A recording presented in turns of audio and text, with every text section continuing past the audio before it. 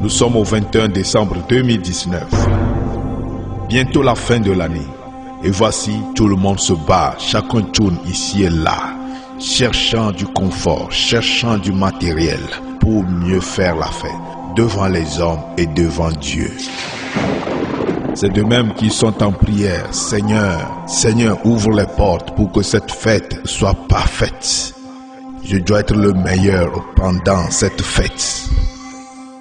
Et chacun a déjà fait son programme de sortie, son programme de rendez-vous, son programme de voyage ou de visite. Se préparer avant le temps est une très bonne chose. Ainsi parle le premier et le dernier. Vous vous préparez pour vos fêtes de corps et de la chair. Vous vous apprêtez pour réjouir votre corps. Mais vous êtes-vous donné un jour le confort à votre âme tout en préparant sa fin et en cherchant à la préparer avant la fin des temps? L'avez-vous déjà préparé en la mettant dans la repentance et en la purifiant de toute souillure? Pourquoi dit-on qu'aujourd'hui c'est la fin des temps et nul ne se soucie et nul ne cherche à préparer son âme et nul ne se donne le confort de se repentir avant le temps? Pourquoi courons-nous d'après ce monde? Pourquoi courons-nous d'après le manger et le boire? Pourquoi courons-nous d'après le vestimentaire? Pourquoi courons-nous d'après le plaisir de ce monde? Le plaisir de la chair? Tu es poussière et tu retourneras à la poussière. Mais l'âme, l'être immortel, comparaîtra devant le tribunal de Christ, où il sera jugé, soit sauvé, soit précipité dans les abîmes. Te rends-tu compte de ce jour terrible qui arrive? Où ira ton âme? Où ira ton âme? Où ira ton âme? Ainsi dit le Saint béni soit-il aux pasteurs, aux docteurs, apôtres, évangélistes, prophètes, hommes de Dieu. Combien de fois as-tu prêché la repentance dans ton assemblée durant cette année? Combien de fois as-tu prêché la repentance, la sanctification à mon peuple, à l'assemblée pendant cette année?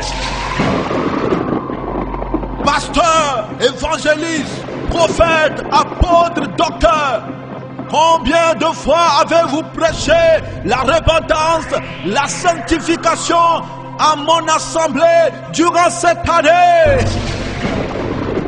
Mais à la fin de l'année, vous vous êtes déjà préparé à recevoir des remerciements, à recevoir des offrandes, des semences, des vœux. Pour qui? Est-ce que je préfère de l'argent que les âmes? Est-ce que je préfère du bien matériel que le salut des âmes? Suis-je venu mourir pour avoir du bien matériel éphémère dans ce monde en destruction? Cela sert à quoi à un homme de semer dans le paradis où lui-même ne peut pas entrer? Toujours vous dites à mon assemblée de semer, d'investir, mais ils sont loin d'entrer dans mon palais. Cela sert à quoi? Ai-je besoin d'avoir du matériel, du confort dans mon palais? Ne suis-je pas Dieu qui a tout créé? Vous ne vous préoccupez pas du salut de leur âme, mais vous vous préoccupez du matériel qui va vous ronger. Je suis l'Éternel, j'ai parlé, et j'apporte le jugement sur la famille des hommes de Dieu. Et cette fin de temps, il y aura des calamités, des jugements pour les serviteurs cupides. Ce jugement commence sur terre, avant la fin des temps, parce que je suis un Dieu jaloux qui venge les brebis pour qui je suis mort. Je ne suis pas mort en vain.